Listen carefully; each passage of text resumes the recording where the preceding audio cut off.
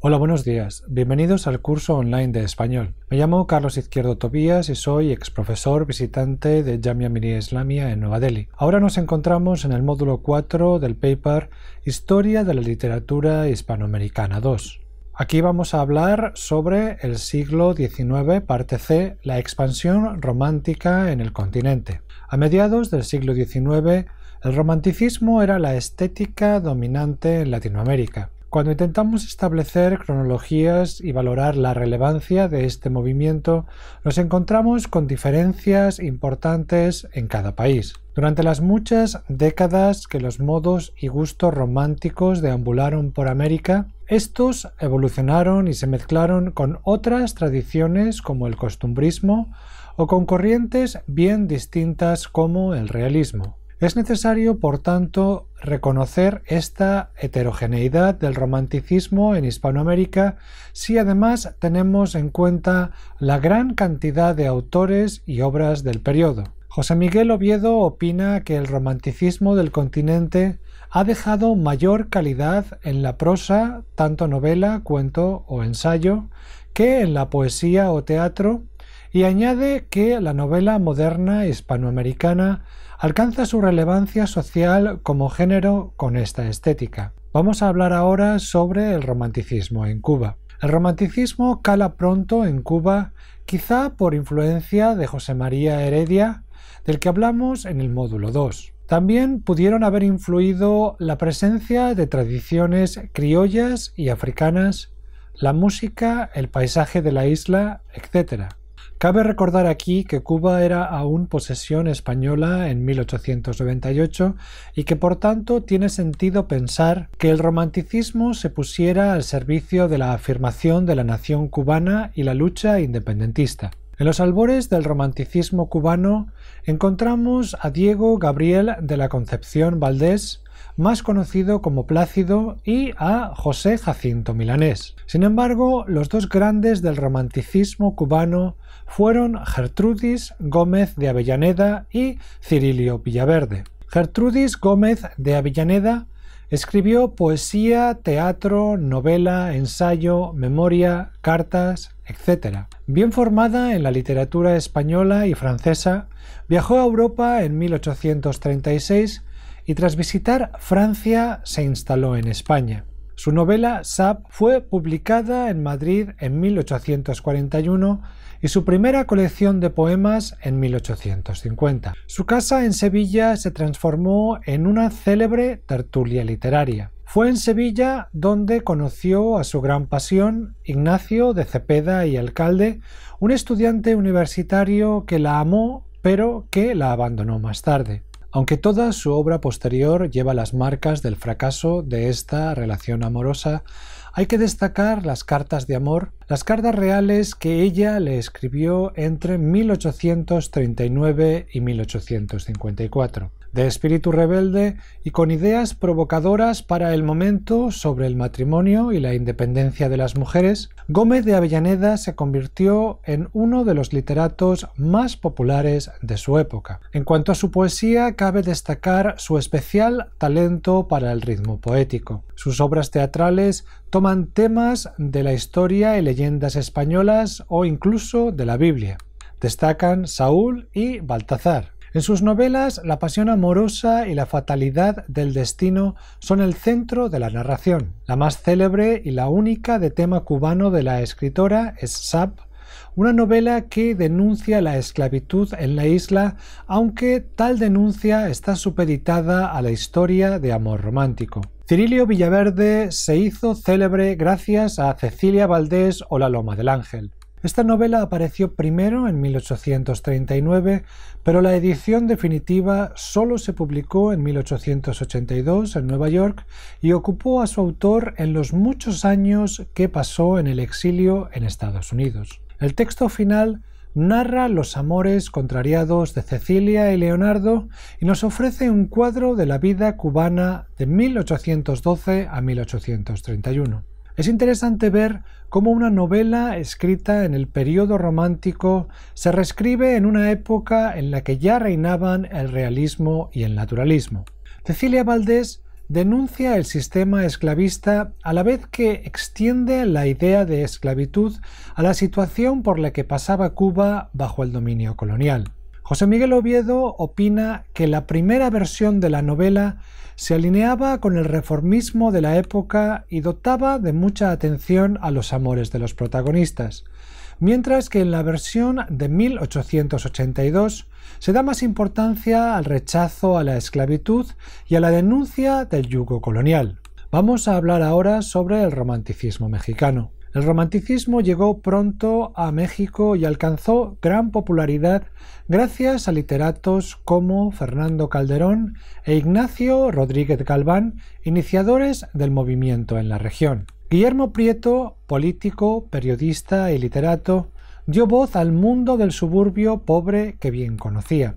Su proyecto poético era uno de tinte popularista, cercano al lirismo del suburbio, que además debía ser auténticamente americano. Su poesía está recogida en Poesías Escogidas, Musa Callejera, Romancero Nacional y Colección de Poesías Escogidas. Junto con su obra periodística que apareció en el siglo XIX y sus crónicas de viaje, la poesía de Prieto muestra a un gran comentarista de la actualidad. Si bien la poesía mexicana del periodo no es de gran trascendencia, es importante mencionar a Manuel Acuña. Este poeta, que se suicidó con cianuro a los 24 años, escribió más de 80 poemas que parecen evocar a Bécquer en su intensidad. El célebre Nocturno está dedicado a su amor no correspondido Rosario de la Peña. Manuel Paino mostró el interés de Lizardi por retratar la sociedad mexicana,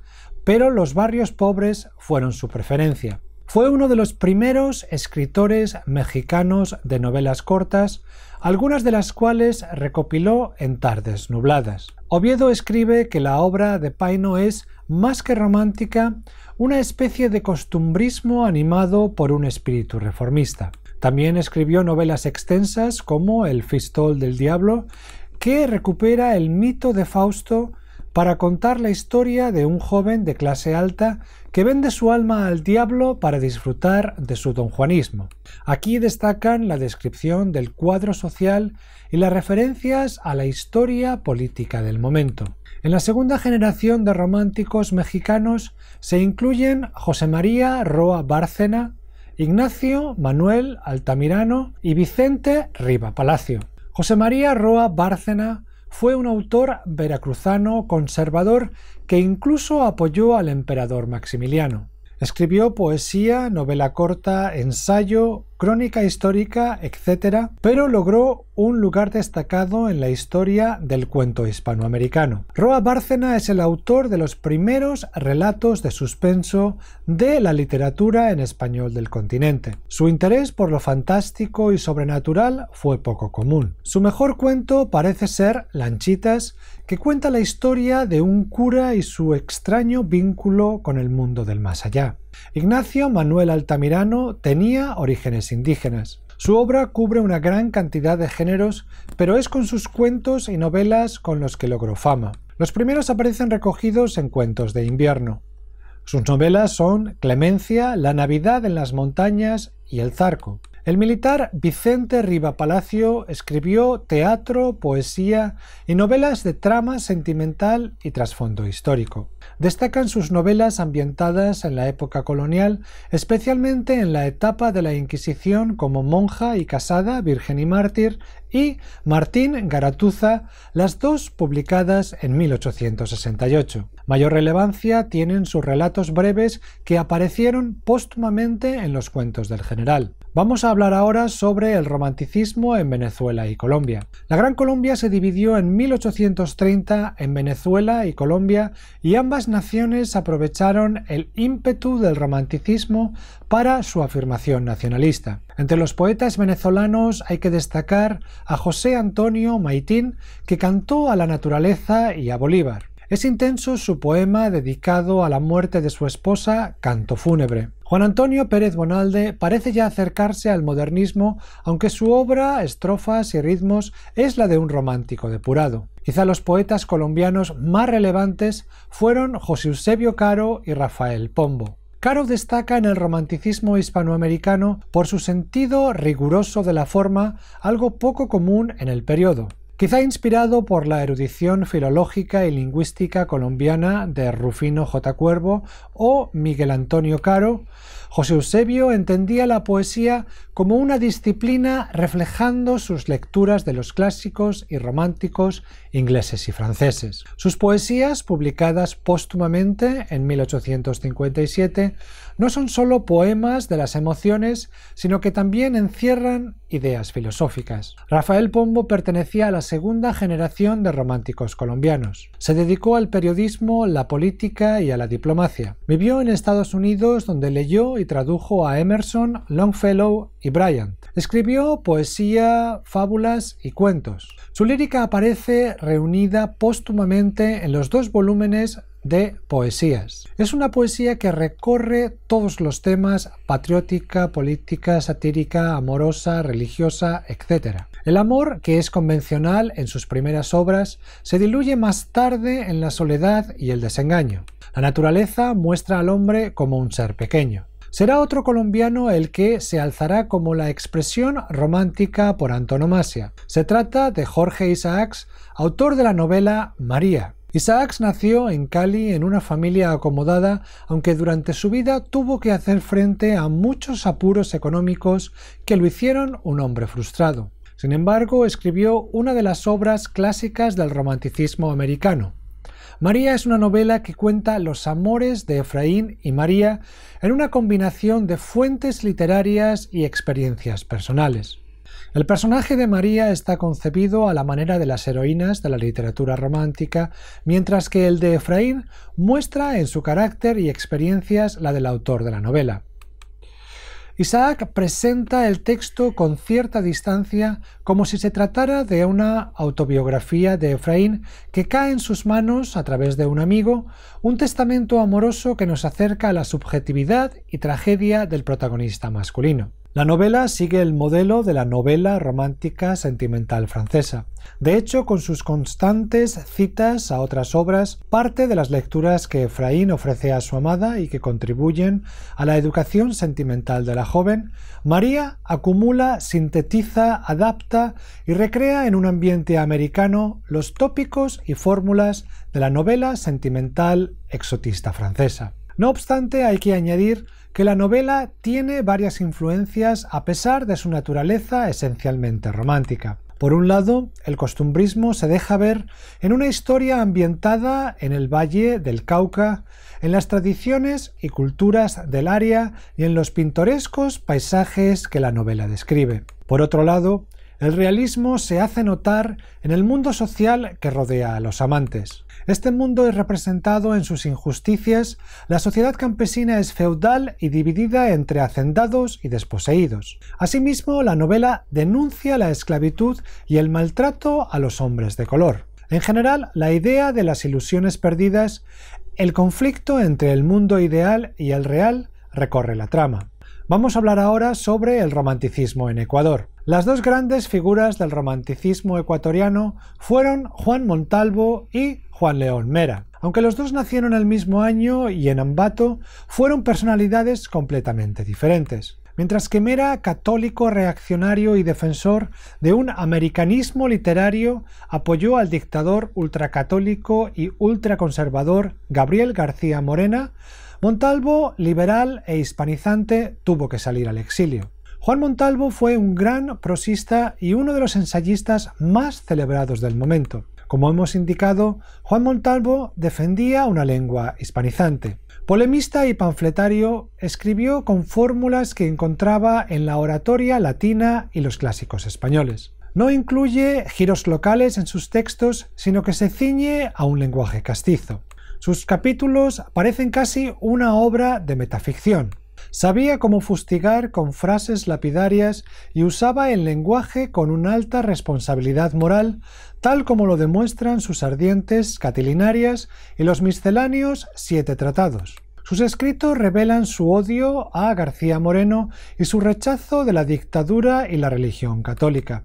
Al contrario que Montalvo, Juan León Mera alimenta sus escritos con las raíces nativas del país y el mundo de los indígenas, como podemos ver en su leyenda en verso La Virgen del Sol, recogida en Melodías indígenas, y sus estudios sobre la poesía quechua, ojeada histórico-crítica sobre la poesía ecuatoriana desde su época más remota hasta nuestros días. En este último texto, Mera desarrolla su americanismo literario, una defensa de las diferencias americanas contra las peninsulares como instrumento para la creación de sus obras originales y que permitieran la configuración de una literatura nacional. Entre sus novelas destaca La indianista, Cumandá o Un drama entre salvajes, que se dio a conocer con mayor intensidad tras su edición de 1891. Vamos a hablar ahora sobre el romanticismo peruano. El romanticismo en el Perú arraigó mucho más tarde que en el resto de los países hispanoamericanos y no destacó en gran medida, con excepción del que recorre la prosa de Ricardo Palma, que trascendió las fronteras del país. Palma es la cumbre de la prosa romántico-costumbrista del siglo XIX. Destacó especialmente en el género de la tradición, que elabora literariamente narraciones orales, fiestas o costumbres propias de un pueblo. El romanticismo había alimentado esta forma literaria en su afán por resaltar lo pintoresco de la vida local y las leyendas que estimulaban la fantasía colectiva y los sentimientos nacionalistas. Las primeras tradiciones de Palma, como podemos ver en el texto Consolación, son aún idealizaciones artificiosas. La etapa de madurez del autor comenzó quizás con Don Timas de la Tijereta, sobre un escribano y su pleito con el diablo. Parece que los años que pasó desterrado en Valparaíso entre 1861 y 1862 contribuyeron a su madurez intelectual, ya que allí pudo consultar bibliotecas privadas o colaborar en revistas. Sus anales de la Inquisición de Lima parecen haberse beneficiado de su estancia en Chile. En 1872 publica sus Tradiciones en Lima. Con el título de Perú Tradiciones continuó publicando sus escritos en 1874, 1875 y 1877. La primera recopilación, de la primera a la sexta, es de 1883. Estas publicaciones continúan con Ropa Vieja, Ropa apolillada y Apéndice a mis últimas tradiciones peruanas. De todas las tradiciones, las primeras 8 series parecen ser las más logradas. En sus escritos, Palma reduce los pasajes históricos y resalta las anécdotas pequeñas e inmediatas que acercan los hechos al lector y permiten al autor dar rienda suelta a su sentido de la ironía. El peruano nos cuenta la historia nacional desde lo marginal. No busca moralizar con grandes eventos, sino entretener e instruir con lo cotidiano. Sus fuentes de inspiración literaria parecen ser la poesía, teatro y periodismo de tono satírico y costumbrista criollo de Caviedes, Terraya, Pardo y Segura, y los muchos rimadores y burladores anónimos en los que, según Oviedo, encontró actitudes y modelos esenciales para sus tradiciones.